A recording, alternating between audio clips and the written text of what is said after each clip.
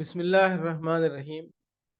منکرین آخرت کا یہ مطالبہ کہ ہمارے باپ دادا کو اٹھا لاؤ۔ فہرست موضوعات تفہیم القرآن جلد چہارم، صفحہ 282، سورہ صافات آیات 16 تا 21۔ اَإِذَا مِتْنَا وَكُنَّا تُرَابًا وَعِظَامًا أَإِنَّا لَمَبْعُوثُونَ أَوْ آبَاؤُنَا الْأَوَّلُونَ قُلْ نَعَمْ وَأَنْتُمْ دَاخِرُونَ فَإِنَّمَا هِيَ زَجْرَةٌ وَاحِدَةٌ فَإِذَا هُمْ يَنظُرُونَ وَقَالُوا يَا وَيْلَنَا هَذَا يَوْمُ الدِّينِ هَذَا يَوْمُ الْفَصْلِ الَّذِي كُنْتُمْ بِهِ تُكَذِّبُونَ۔ سورہ صافات آیات 16 تا 21۔ بھلا ایسا کہیں ہو سکتا ہے کہ جب ہم مر چکے ہوں اور مٹی بن جائیں اور ہڈیوں کا پنجر رہ جائیں، اس وقت ہم پھر زندہ کر کے اٹھا کھڑے کیے جائیں؟ اور کیا ہمارے اگلے وقتوں کے آبا و اجداد بھی اٹھائے جائیں گے؟ ان سے کہو ہاں، اور تم خدا کے مقابلے میں بے بس ہو۔ بس ایک ہی جھڑکی ہوگی اور ایکائک ہی اپنی آنکھوں سے وہ سب کچھ جس کی خبر دی جا رہی ہے دیکھ رہے ہوں گے۔ اس وقت یہ کہیں گے ہائے ہماری کمبختی، یہ تو یوم الجزا ہے، یہ وہی فیصلے کا دن ہے جسے تم جھٹلایا کرتے تھے۔ ان سے کہو ہاں، اور تم خدا کے مقابلے میں بے بس ہو، یعنی اللہ جو کچھ بھی تمہیں بنانا چاہے بنا سکتا ہے۔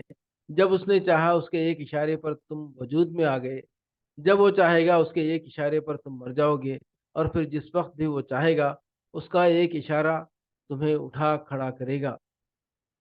بس ایک ہی جھڑکی ہوگی اور ایکائک ہی اپنی آنکھوں سے وہ سب کچھ جس کی خبر دی جا رہی ہے دیکھ رہے ہوں گے۔ یعنی جب یہ بات ہونے کا وقت آئے گا تو دنیا کو دوبارہ برپا کر دینا کوئی بڑا لمبا چوڑا کام نہ ہوگا، بس ایک ہی جھڑکی سوتوں کو جگہ اٹھانے کے لیے کافی ہوگی۔ جھڑکی کا لفظ یہاں بہت معنی خیز ہے۔ اس سے بیس بعد الموت کا کچھ ایسا نقشہ نگاہوں کے سامنے آتا ہے کہ ابتدائے آفرینش سے قیامت تک جو انسان مرے تھے وہ گویا سوتے پڑے ہیں، ایکائک کوئی ڈانٹ کر کہتا ہے اٹھ جاؤ، اور بس آن کی آن میں سب اٹھ کھڑے ہوتے ہیں۔ اس وقت یہ کہیں گے ہائے ہماری کمبختی، یہ تو یوم الجزا ہے، یہ وہی فیصلے کا دن ہے جسے تم جھٹلایا کرتے تھے۔ ہو سکتا ہے کہ یہ بات ان سے اہل ایمان کہیں، ہو سکتا ہے کہ یہ فرشتوں کا قول ہو سکتا ہے کہ میدان حشر کا سارا ماحول اس وقت زبان حال سے کہہ رہا ہو، اور یہ بھی ہو سکتا ہے کہ یہ خود انہی لوگوں کا دوسرا رد عمل ہو، یعنی اپنے دلوں میں وہ اپنے آپ ہی کو مخاطب کر کے کہیں کہ دنیا میں ساری عمر تم یہ سمجھتے رہے کہ کوئی فیصلے کا دن نہیں آنا ہے، اب آ گئی تمہاری شامت، جس دن کو جھٹلاتے تھے وہی سامنے آ گیا۔ سورہ دخان آیت 34 تا 36۔ ان هؤلاء لیقولون ان هی الا موتتنا الاولی وما نحن بمنشرین فاتوا بآبائنا ان کنتم صادقین۔ یہ لوگ کہتے ہیں ہماری پہلی موت کے سوا اور کچھ نہیں، اس کے بعد ہم دوبارہ اٹھائے جانے والے نہیں ہیں۔ اگر تم سچے ہو تو اٹھا لاؤ ہمارے باپ دادا کو، اس کے بعد ہم دوبارہ اٹھائے جانے والے نہیں ہیں۔ یعنی پہلی دفعہ ہم مریں گے تو بس فنا ہو جائیں گے، اس کے بعد پھر کوئی زندگی نہیں ہے۔ پہلی موت اس کے الفاظ سے یہ لازم نہیں آتا کہ اس کے بعد کوئی دوسری موت بھی ہو۔ ہم جب یہ کہتے ہیں کہ فلاں شخص کے ہاں پہلا بچہ پیدا ہوا تو اس قول کے صادق ہونے کے لیے یہ ضروری نہیں ہوتا کہ اس کے بعد لازماً دوسرا بچہ پیدا ہو، بلکہ صرف یہ کافی ہوتا ہے کہ اس سے پہلے کوئی بچہ نہ ہوا ہو۔ اگر تم سچے ہو تو اٹھا لاؤ ہمارے باپ دادا کو۔ ان کا استدلال یہ تھا کہ ہم نے کبھی مرنے کے بعد کسی کو دوبارہ جی اٹھتے نہیں دیکھا ہے، اس لیے ہم یہ یقین رکھتے ہیں کہ مرنے کے بعد کوئی دوسری کوئی زندگی نہیں ہوگی۔ تو تم لوگ اگر یہ دعویٰ کرتے ہو کہ دوسری زندگی ہوگی تو ہمارے اجداد کو خبروں سے اٹھا لاؤ تاکہ ہمیں زندگی بعد موت کا یقین آ جائے۔ یہ کام تم نے نہ کیا تو ہم سمجھیں گے کہ تمہارا دعویٰ بے بنیاد ہے۔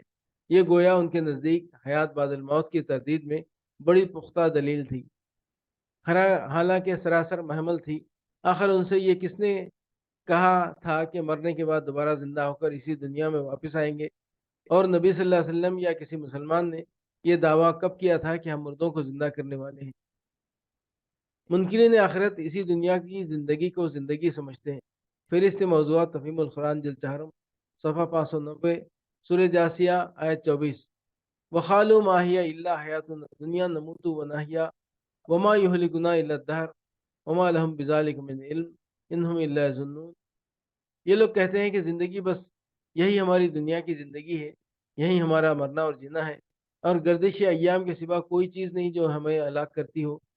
दर हकीकत इस मामले में इनके पास कोई इल्म नहीं है, ये महज गुमान की बिना पर ये बातें करते हैं।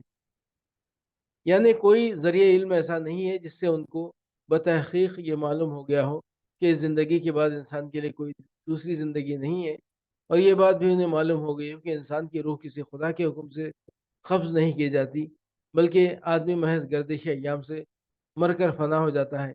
मुनकिरीन आखिरत ये बातें किसी इल्म की बिना पर नहीं, बल्कि महज गुमान की बिना पर करते हैं।